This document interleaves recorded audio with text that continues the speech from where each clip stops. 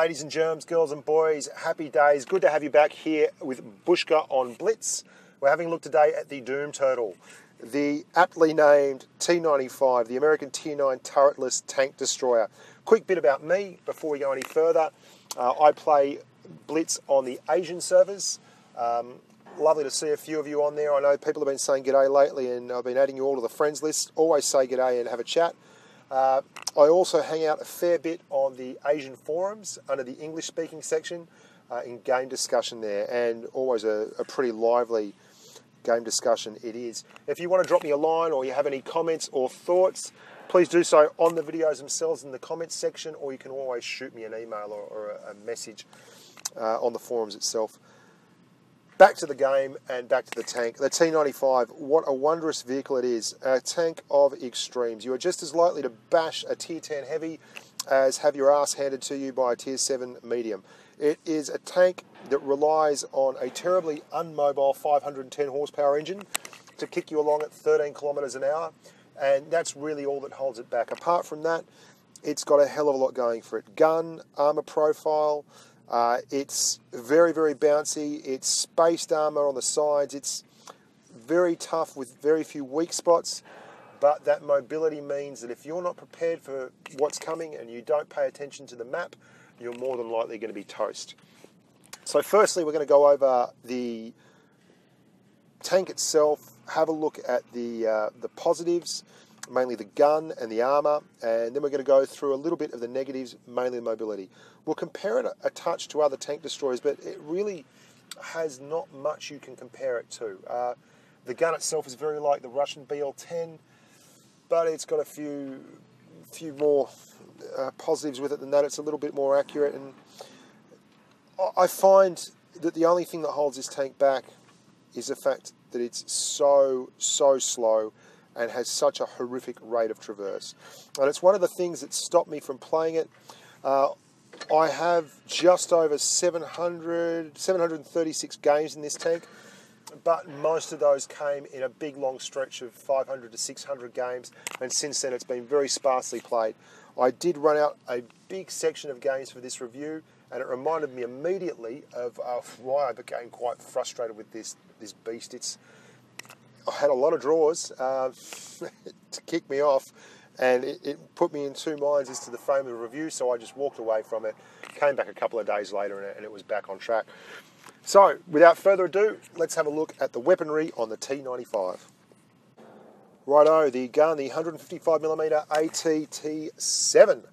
Very interesting weapon. It's basically the same gun that you have on the T110E3, minus 20mm of penetration and 0.02 dispersion.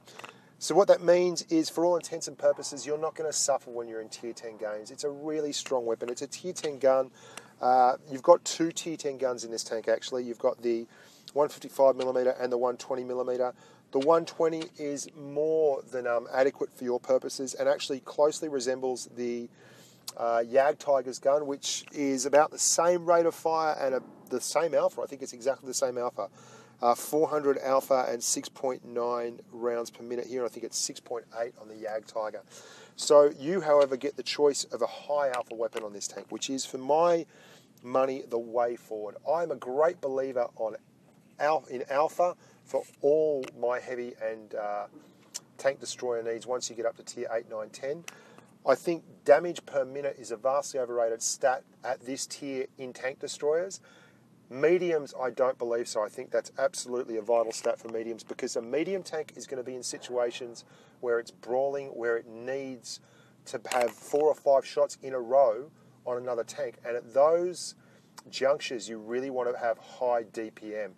You don't want to be in just a single shot high alpha weapon, because if you blow that shot, then someone else is still pecking away at you. You can lose that. And you won't get in a lot of situations in a T95 or a T110E3 or a JGPZ E100 where you are constantly having free shots at the enemy. They're the type of tanks where your reload will quite often be up and the enemy will have been disappeared for quite some time. They don't hang around in front of you in these tanks. That said, very comparable gun to the BL-10, which a lot of people have driven in the Russian tank destroyer line and other Russian tanks. It's the It's slightly more accurate, but the same kind of alpha, same kind of rate of fire, very similar penetration. This gun is the same alpha across the T110E3, the T95, the OBJ 704, the OBJ 268. They're all around that 640 mark. That's a really solid number. You're slightly slower than the Russian TD line, the OBJ 268, but they're all variations on a percentage. They're variations on a theme. They're big, strong, high alpha guns, good pen. You're never going to struggle in Tier 10 games with this weapon. And I guess that's the most important thing, because you will see Tier 10 quite often. So we've had a look at the weaponry. Now it's time to have a look at the armour profile. Now I'm going to have a look at the armour in Tank Inspector, and it's a very, very sneaky profile indeed. From the front of this tank you can see it looks fairly beastly, and it is fairly beastly. It has, according to a legend, 305mm of front armour, 152 at the sides and 51 at the rear. Now about the only thing that's true there is that it has 51mm at the rear. The rest of it is all variations on a theme. It does in fact have 305mm of armour, but like most things, it's not uniform across the board. And it does have 150mm at the side, but in fact it has a better armour profile at the side than you'd imagine. So let's go and have a look in Tank Inspector. So we have the T95. I'm going to be quite brief here, even though it is the best feature of the tank, the armour. If we have a look, there's one thing I want to point out straight away. The side areas of the T95 are very, very tricky beasts. You have this section on top that's 63mm of very gently sloped armour and is very, very easy to pen. However, what a lot of people don't realise is that this area down here, where most people will shoot a tank with their standard gold spamming heat or something like that, is all spaced. You've got 63mm of armour, followed by another 63mm of armour and a space in between them. That screws up heat something chronic. Likewise, this 101mm of sheeted armour, followed up by a suspension or track, which is 40mm and quite bloody thick. And then you have your standard internal armour, which is another 50mm, all spaced, all tough, or if you're going in on any kind of angle, it will eat rounds. If you are hitting this tank, you want to be hitting it along the spine of that ridge. So let's have a look at the penetration values. We're using the weapon from the Jagdtiger, the 12.8cm Tier 10 Pak 44. You can see here, frontally, without using any APCR, you're going to have Buckley's penning. The top hatch and the rear hatch, the driver's and the commander's hatch, they're the spots you want to hit. But remember, if you are not hitting them dead centre, they are bouncy, bouncy, bouncy on either side. Be wary of E100s and tall tanks firing HE. They can shoot down in those hatches and without penetrating do 300 odd damage every hit with their big alpha high caliber weaponry. Even with APCR, those things on the cheeks there are 59% pen chances. They're no guaranteed. And at any kind of range, if you get out to view range of 250 on this tank, they become very, very poor pen chances indeed. You'll see there, and if you angle between shots while you're sniping, they're not penning you anywhere but on those hatches. The back is as weak as buggery. Don't let anyone shoot you in the arse. You will pay for it very, very dearly. So, what everyone expected with this tank is the truth. It is an armoured behemoth, and you don't want to be frigging around with it from the front. Mobility. And here we come to the crux of the matter. Why this tank is the cause of so much fist-curling rage and expletive-mounted exhaustions. It's very slow. It's very, very poor at traversing. And it gets circled by the smallest of mediums with ease. God, it could get circled by most heavies. I mean, a lot of you will have driven the E100. The E100, in terms of mobility, has turret traverse, which saves it. It's got 16 degrees of turret traverse. Very, very slow glacial turret movement, but it can also traverse its tracks at 20 degrees at the same time. Well, the T95 can't be that bad, surely. The T95 has no turret, so it can't traverse its turret separate to its body, and it has a total traverse speed of 18 degrees per second. That means it's going to take you an awfully long time to turn around and face any enemy that comes in from your flanks. And that's why driving this tank is an exercise in forward planning. You want to know on maps where you are going every time, and you make your decision and you move there. Sometimes that will be altered by the fact that your team is doing something odd or not using themselves in the proper manner. For instance, on mines, if mediums don't go forward and they've got a lot of mediums, don't go driving up a hill. You're just going to get hammered from the side and behind. You need to camp. And you need to make peace with yourself with this tank. At times, you need to set up a tent in respawn and not move. For instance, on Oasis Palms, if you go trotting out into the desert and a medium comes up behind you, there is absolutely nothing anyone on your team can do to help you. You'll be dead before they get there to give you a hand. It's just one of those things. You are far better off sitting in spawn, giving cover and support fire where possible, and doing your darndest to keep the rest of your team alive by making the enemy afraid. That said, on certain maps you will also want to be the tip of the spear. On the top channel on mines, on the top channel on Rockfield, or on the flanks on Fort Despair, places like that, you get in the channel much like some kind of bullet, and you just fire yourself down the barrel of the gun and don't stop moving until everyone in front of you is dead. The reason you are so slow is you have a 510 horsepower engine. That's pretty bland. 510 horsepower for an N90 ton tank is just ludicrous. You can see the T110E3 is about 13 ton lighter and has another 265 horsepower. It's just crazy how bad this tank is mobility-wise. And that's the biggest screamer for me, and it's one of the things that will frustrate you immensely, and one of the things that, you'll quite often get to a fight and the fight will be over. Everyone in the opposition team is dead and you haven't had a chance to fire a shot. Or you will get to a fight just as the last remnants of your team's defence crumbles, everyone on the opposition team is alive and you're going to get circled and killed and you'll get very little chance to fire a shot. You need to prepare. You need to keep yourself close to buildings and objects that give you a hand to squeeze enemy mediums against them when they come around, as they inevitably will, and attempt to circle behind you. You need to make sure that you're watching the mini-map at all times, and most importantly, you need to be aware of the makeup of the teams and how that's going to translate to map tactics. If you see 5 medium tanks on a map, you can be pretty certain that they're going to go for a flank. And if you can't be safe moving towards a position you want to be in, then you need to find a place that you're comfortable with and try and face down the channel you expect them to come from. There is nothing worse than being left behind by your team while you attempt to follow them along a flank, like on Black Goldville, and having mediums come up from the other side, and you're dead before you get the chance to make any contribution. So without further ado, let's move onwards and upwards and have a look at the gameplay. Hold the phone, ladies and gents. I forgot a couple of very important things. The loadout on this, I only carry 4 rounds of APCR. It's all you really need. You can pen tier 10 very comfortably. If you want to carry more, it's obviously going to make the tank more effective and pen easier. But look, you can throw gold in it, but it's not really necessary. You can just waste a lot of money that way. Equipment-wise, the 2 prerequisites, I think, are rammer.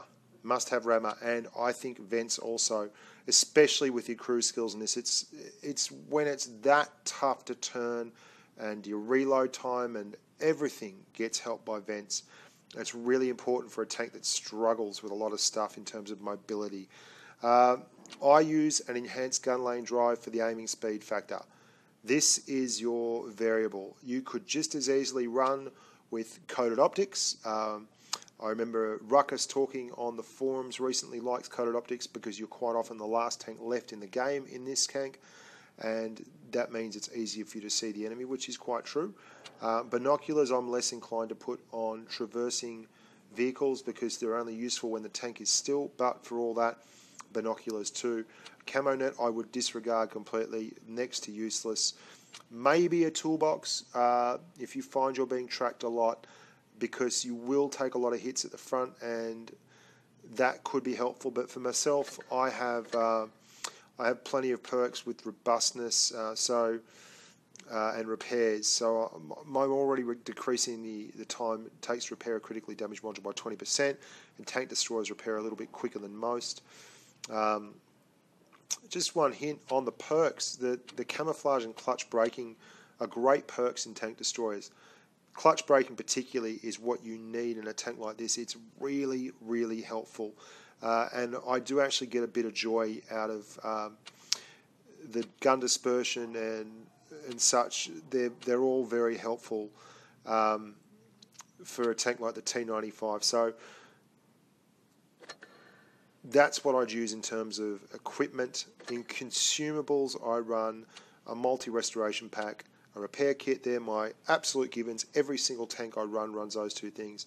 And then in this case, I run adrenaline. You could just as easily run Coca-Cola, and that would be very helpful with everything. And I can see why you would do that. I just run adrenaline. The pure firepower factor, and sometimes you really need that with such a slow reload time. It can be tide turning in terms of a battle. So there you have it. I almost forgot, so I didn't know in the end. So thanks very much, and onwards and upwards with the gameplay. So here we are on Temple. You'll note there's a T28 prototype not long in the game there. I'm just having a squiz at him. Very, very similar tanks in terms of the chassis. We've just got an extra track on either side and a bit of body sculpting on the front where we've got our gun rather than the turret on top. Now this is a great example of why this tank has issues. We've got a T28 prototype with us who's a very, very slow tank. But if we didn't, and everyone else had buggered off up the top to Temple, we would have been caught on the flank without any support whatsoever. The enemy team, the opposition force, flanks very hard and very fast. You'll also note that if there are mediums about, I try to keep as much distance between myself and the medium as possible. So I purposefully don't drive down the hill towards the mediums between load sections. I know a lot of people are programmed or preconditioned to do that after driving heavy tanks for quite some time and medium tanks for quite some time. You want to keep distance between you and the enemy at all times in this tank. Now, there's obviously an ideal number for this, but enough distance so that you can get a shot into them should they approach you is the general rule of thumb. Now the T54 pops his head up in just a second. You can see there's a T44, an E75, another KV4 comes along there as well, and there's a T54 there. We get a nice shot into the side of him. Big damage roll in excess of 700. Your average alpha being 640. I move down some on the flat, and that's it. He's not going to get any more distance out of me. We basically have to stay, and we're drawing fire the whole time, but it's a tough, tough tank. I mean, we take a couple of hits, but for the most part, it's on the tracks and it's bouncing off the edges. I can see the tanks down there. I'm not too worried about them. T54 can pen frontally with his heat. He has 330 average pen, but it's a tough shot all the same. And I'm not giving him any easy out here. He's going to make his run in a second, and we get a very nice shot on the traverse here. Now that has been nerfed somewhat in this most recent patch, but it's still very possible. If you play the tank sensibly and you lead your targets enough, try and hit on the body, you've got a big enough caliber gun, you'll smash mediums to bits. Now we've only got heavies ahead of us, so we are very, very happy to move down and start pushing the pace. You can see even with that E75, he's a tall enough tank that he can pen through the top, but while you're moving, it's not an easy shot. He's choosing to try and go through the lower front with his APCR. He has a penetration for it, and he can do it if necessary. Now over here we have a KV4 and an IS-8, and they're in real trouble now. They've pushed hard, but their flank has been repulsed. They're a little bit unlucky. If it hadn't have been a T95 here and they'd pushed hard, they more than likely would have had that T28 for breakfast and been successfully up the date of everyone up top. But unfortunately for them, we are so slow that when they move quickly, they're going to run into us. And you can see that Tiger 1 there, I'm not fussed about him. He can carry on trying to pen. He's got about 218 millimetres of penetration. I'll bounce most of that on my flanks all day long, his standard AP rounds. And you'll see this poor old IS-8, he goes at an odd angle and shows me all the ammo rack I need. Yep, very tough for the IS-8. Big caliber 150mm gun, burning a hole through the side straight into the top of that ammo rack. And the good old Tiger. Still chewing through the enemy tanks. So you see, in situations like this where you've got the enemy coming at you, the tank is exceptionally good. It loves targets in front of it. It's got such a strong, you saw the armour there, it's got such a strong armour profile. If you get targets in front of it and you know how to drive it, stay patient, stay cautious with it, you'll do very, very well. Now, I had a lot of games in this tank going around the 4K mark, but not really exceeding 5K. And the issue there is that you're reliant on the opposition force's formation of attack and the way they deploy to apply your damage. And it's never more prevalent than here on mines. I will always go this corner to snipe on mines in this tank. It's a fool's errand trying to push this tank to the hill and up it. You're just asking for trouble. You're more than likely going to get sniped. You're leaving yourself wide open from attack from all angles. You'll see here, I also like to put my ass near the zone line. And by zone line, I mean the boundary line of the map. If someone tries to attack you from a flank, you can pull back to that line, get them against your side, and squeeze them gently from one side to the other. That very efficiently channels them and allows you to bring your gun around, and they end up in front of your gun and you get a shot at them. They can't get behind you and hit the weak spot on your armour. And now I call that squeezing. I don't know what it's called by the greater population at large, but we're going to have a look at it a couple of times in the upcoming videos, and I'll point it out. It's a really, really valuable thing. It's what I'm talking about, preparation with this tank. I know this spot is a safe spot I can do that at. I'm still waiting for the enemy to come up and give me a chance at them. But while I'm here, I'm giving covering fire for my my fellow tanks. I can hit that spot on the corner if I get a shot at it. All those things are realistic. If I'd only just be getting to that hill right now. I wouldn't be able to push forward because there's a T-30 on the flank on the lighthouse there, and no one up there is going to stand in front of me. So you are much better off being able to cover than you are leading the charge on some of these maps. Now, it's different if it's just a single channel and you've got flanking cover on either side from buildings and the like, but you just don't have that here. And you can see here we're going to put one in the side of this T-30. Big solid damage rolls, 640 average. You're going to get up to 700s and in excess of 700 on occasion. And that's changed the complexion. Now, that T-30 thought he had it home free. He was putting fire, very effective fire into the sides of everyone up there. But we've given him a little bit to think about and change the complexion of the game. Allowed the T-34, you can see it there just below the flag, to actually move up a touch. Now, he's going to get hammered by the T-30, but it's made him move back, and it's freed up those two guys there somewhat, and that T-62A. Now, you've also got to know when to move. Now, there's three very low health tanks in front of me and me on full hit points. I have to move forward, because if I don't, all that's going to happen is these guys will slowly get wiped out and they'll come for me at the end. Or if they don't feel like they have a chance at killing me, they will literally just leave me be and we'll have a draw. And I am not fond of draws in this tank. I've had a lot of them filming the video for this. It's been a bloody community service doing it.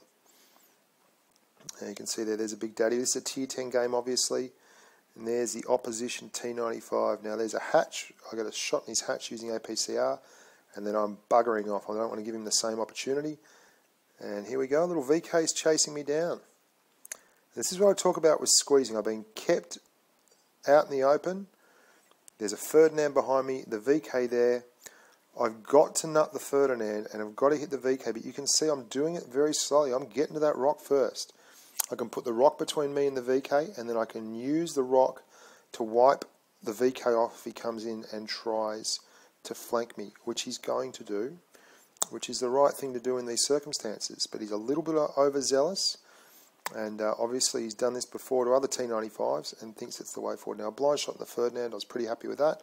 I'm not reversing toward the VK, I'm reversing toward the rock. I'm going to get my arse against the rock, and then I'm going to start squeezing him. You can see here I start rotating my traverse to the right. I'm going to bounce my first shot on him, which is a good lesson. I rush the first shot and it bounces on the side as he moves, but I don't. I give him a little bit of an opening, make him think he can get through there. He panics, doesn't know what to do. Keep him in front of me. There you go.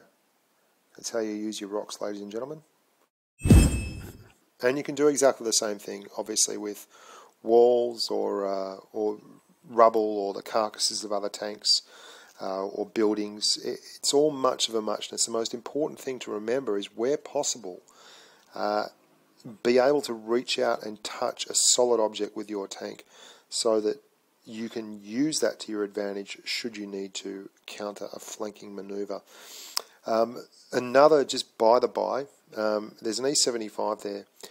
Now, Reventa actually showed me this, and it's spot on. If an E75 can get right up and face hug a T95 on a flat level surface, the angle on the frontal sloping armour of the E75 is such that the T95 will have tremendous difficulty penetrating, even with APCR. So you've got to be careful. Some tanks out there will face hug you and have shots at your commander and your hatches, and you will not be able to do anything whatsoever in return fire. So E75 drivers out there, try it out. I promise you it's an absolute God-given treat to watch a T95 driver be absolutely befuddled as they face this unpenetrable lower glacis, because it's so close and the angle is so steep. But anyway, be that as it may, onwards and upwards.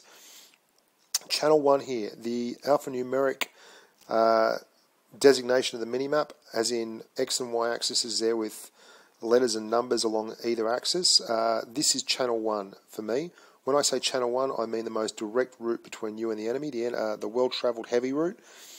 You can see no one's in channel 1 because the enemy team have more than likely looked at this map and seen that there's a T95 and they don't want a bar of it, and it's rightly so. I wouldn't want to come down this channel either if we didn't have anyone who could really stick it to a T95. There is an E75 there, but that's a line ball. You've got to be a pretty good E75 driver to really handle a T95 comfortably, and you've got to side scrape well, and there's lots of other tanks to be dealing with at the same time. So we've turned towards the enemy advance. We want to be the tip of the spear. The best thing about this tank is if you can get other tanks in front of you, and we've done that successfully. And that's all you can ask for in a game of the T95. The rest is up to you whether you stuff it up or not. Now there is a Panther, an E75 on my left, there's a Tiger II, an IS-8 and a T32 on my right. However, we've done the right thing. We've got buildings all around us, which gives us flank cover and an opportunity to squeeze someone off if they do manage to have a crack at us. I'm letting the Panther take shots there while I have an opportunity to get a couple of kills. That T32 is being forced back, and we're going to squeeze one into him in a second as well. There he goes. And after putting one in his engine, we finish off the job. You can see there that E75 and a Tiger II on the left. The Panther's becoming a bit of a punish. We're going to turn around and face these guys. That Tiger I, sorry, not a Tiger II. We get one in his as we go past. That Comet is very bravely holding that left flank now against the Panther and the Tiger I. He did a good little job, the Comet. He pushed me along for a bit, then he stuck around and guarded that flank. He really looked after me. And it's lovely when you run across those kind of tanks in Tier 7, tanks in Tier 9 games that just focus on helping the team out, and they really do help. Now, I don't want to get too close here, but they are German heavies, and as such, they are relatively slow. They've certainly been nerfed in terms of traverse, the E75 there, in the latest patch that also nerfed the T95's traverse accuracy. Look at that big 675s into the side of him. Yeah, he's done. He's come out too fast and too hard, The E75 is there on our right, and he's going to be the last domino to fall. So maps like this, to a lesser extent, or actually I think we've got a Rockfield map coming up. That's another one that's a Channel 1 game, where you get to really focus on the top of the map, or on the part of the map where everyone drives down the high volume, high traffic area that's quite near respawn. They're the kind of things you want to find, because those kind of maps allow you to get into the battle quicker. Maps like Black Goldville, Oasis Palms, or as I like to call them, draw maps. So many times on Black Goldville or Oasis Palms, I will find myself and another tank as the last ones, and they just will not come anywhere near me. Now it's not Rockfield next, it's Middleburg. You can see there we've got a strong platoon there. Matt Dodd is one of the top ranked players on the server, and FOE Gan, I believe, is rather good too. They've got an ID guy on their team. So there's some good players in this game, and it's a tier 10 game, but you're in a T95, you've got nothing to fear from tier 10. You've got all the pen in the world. A lot of tier 10 guys are still going to have to throw gold to pen you if they go anywhere but the hatches. So nothing really changes there. If someone wants to pen you, they're going to have to pay money to do it. But what is interesting here, I'm fast forwarding this, is you can see up the top the OBJ 268 from the opposition has pushed up, and that really means that the mediums up top are under the hammer. That means I want to push hard here, so I'm very, very aggressive in this game. Even though it's a tier 10 game and there's an E100 down there and an STI just near it, I am absolutely not going to stop. We've got to clear this town before the OBJ and the enemy mediums up top can polish off our mediums and ruin the day. So if we can cleanse these guys pretty quickly, and with minimal loss of life, then we should have a one tank advantage coming out the other side of Middleburg. And in fact, that is exactly what we do. Now this STI ID Spark, he's a worry, but I'm more worried about the E100. I can side scrape off the side of this building to a certain extent, which is very handy. I'm more worried that E100 is going to pop out and do me. He's a one-shot kill here. And that E100 comes out, and I immediately just want to knock him first. I save the shot from ID Spark and put it into the E100. Yes Man Plus, I believe his name is. And Foe GAN, FOE GAN gets him. Now you'll see here exactly what I thought would come to pass has come to pass. The OBJ 268 being so mobile and a bouncy bugger is a real killer for medium flank attacks. It can get up there and support the three mediums they had very, very successfully, and it makes even a good player come hard up against it when they've got to deal with 640 alphas from a tank destroyer that they have a hard time penning. Now we get one easy one on the Centurion here, and the problem now is not going to be about winning the fight, so to speak. It's going to be about putting that OBJ 268 in a position where he has to come to us, because he basically is choosing the ground right now. I've decided to do that. I'm going to go and cap, and that's at about the 4-minute mark. And you can see I've speeded things up, but even speeded up. Like, look at this terrifically slow tank. I know the OBJ is going to bugger off. There is no way he's just going to take the kill. The only way we can be sure is to force him to come to us, and that means capping. So a minute later, after starting our long migration of the cap circle, we're here now. I've looked where FOE GAN is. He's at the top. It means that the OBJ is more than likely going to be on my right-hand side, so I pull back so he can't get a shot across. And if he wants to stop the cap, he is going to have to come down here. And that's what this tank's about. It's about positioning and preparation. We had a good long look at the teams, at the makeup at the start, at the disposition of the forces, and we made ourselves the tip of the spear, got through the middle, and did the right thing for our team. And it's very important that you remember you're just there to function for your teammates, whether it's covering fire for the Minotaur tank destroyer, whether it's leading the charge. You're not there to be clever. You're a blunt force instrument. In all reality, if you're looking for a tank to fiddle around with, this is not the tank. This is the tank on a map like this, it's brilliant. You can see the distance between the opposing forces. It's a very small, very tight map. These are the maps you love. It's unlike Black Gold and Oasis Palms, where you can literally... there's nothing worse, in my mind, than a map where you end up with a draw, 2 minutes out, you're in a T95, the enemy's in a damaged tank of some random caliber or disposition, and they just roll around forever trying not to get hit by you.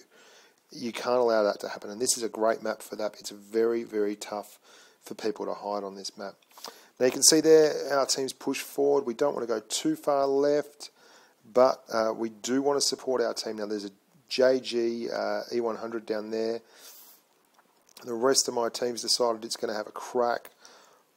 It's getting pretty congested up there. Now, the mouse gets in the way big style, and the IS-3 is not much better. If they had just pulled back and let me roll forward, we would have rolled this a lot easier than we did, but it wasn't that hard anyway. You can see there, he flattened his arm out. I don't know what that IS-3 was doing. You go up a hill in an IS-3, you're just giving everyone a chance to not bounce. But it's very hard to get a shot in here. I want to get a shot in, and this guy just keeps going backwards and forwards, showing his armour, and then trying to side scrape. And mate, just do yourself a favour and get the hell out of the way. I mean, God, look at that. So here we go. Finally get in there, and you can see that's what this tank is all about. It doesn't need much of an invitation. There's only 100 or so metres between the spawns. Why don't we just roll down and do that? There's an E100 hiding at the back. I don't know whether he's picking his nose or singing himself a song, but he's absolutely pointless. And he's not AFK because he comes out here and tries to get involved. This poor E75. I've got a feeling the E100 might have been a bit surprised by how quickly we moved up. It's poor E75. I mean, for God's sakes, what's he going to do? You can see the E100 wasn't AFK. I don't know what he was thinking. E75's gone. There's 3 of them left. We've got one guy over there on the flank. He's going to get shot from the side by us. The E100's here. I can't physically remember. The mouse says sorry. So bad. Not your fault, Mousy. We've all got to learn our lessons. But here's the E100, big tough tank. He's trying to fire heat. You see the explosion there, going for the hatches. But it's a hard target with a big derpy gun like that. It's by no means an easy one. We've got that huge... You can see us penning tier 10 lower glaciers all day long. And he's knocked. And that's the game. Very much an indicator of how this tank should be driven when given the opportunity. Straight, hard and fast, right into the enemy's noses. And we're now going to get a second crack at Fort Despair. And we're going to go the one channel this time. And hopefully there's some people there for us to fight. And you can see there, IS-8s, STIs, T-54s, IS-3s, T-34, SU-152. Plenty of firepower there to go the one channel. So they're probably going to meet us halfway. We start our run very early. Look, you can see the guys behind us. It's an indicator of just how bloody slow this tank is. Look at them all. And they'll go fast or slow, but they'll still pass us and get where they need to go well before us. Even downhill, you're only getting up to 14, 15 kilometres an hour. I mean, that's a horrific stat, isn't it? And you're going to do your 5 or 6 kilometres an hour up the hill, up the really steep bumps. But this M103 gives us a little nudge along. Always much appreciated. I tell him affirmative. Now, we talked about squeezing people off the edge, or squeezing people off against buildings, and that's always a lovely part of this map, in that there is so much cover around, and not just cover from the enemy, but also cover that allows you to do just that. The T-43 is flanking us, but there's guys behind us, and we're not stopping. You will quite often have to make a decision with this tank. Are you prepared to take a couple of hits to get where you need to go? Because stopping halfway is a death sentence for this thing. Now you can see how aggressive they've been. They've pushed right up. There's 5 tanks in front of us. It's all starting to bunch up. Our guys on the right are copping a flogging. You watch the complexion of this game change once we get involved and they start seeing what's there. They come around this corner. Oh, no. I don't want a bar of it. Look at the ST1, or STI, sorry, moving back. They've just killed a tank, and they're not pushing. They're retreating. Here he comes. He comes out, and he will got one for his troubles. And he is in full reverse. We've popped adrenaline. The IS-8's on our left. You just got to take those hits and keep moving forward in the T95. If you stop, if you let momentum stop, you are dead in the water. And these guys, a lot of them, have high aim time guns. If you can keep them moving backwards, keep them worried, this poor T-54 knows he is in a real rock and a hard place. Look at it. We've just literally blunted their attack and rammed them all back down the other side. They want to get around the side now. That M103 is around there. And we're going to pull back a little bit and give him a hand. We're going to make sure we keep these guys in front of us. There's our first kill. And it's such an intimidating tank. A lot of those tanks, if we hadn't been there, they would have just rolled straight up that flank and smashed it. Very lucky bounce there for that SU-152, but he's doing the right thing and giving himself the best opportunity to actually do that, to get bounces at is by angling his tank correctly. Now he's thinking about it. I know where he wants to go. He was pretty quick on the trigger finger there. Unfortunately for him, look at him, he's aiming for those hatches. While we're moving around, don't stand still in this tank for God's sakes. While we are moving around, those hatches are very difficult to hit. Now you remember what I talked about. I've got 2 enemy tanks here and I'm on my lonesome. So the last thing I'm going to do is actually move away from this wall.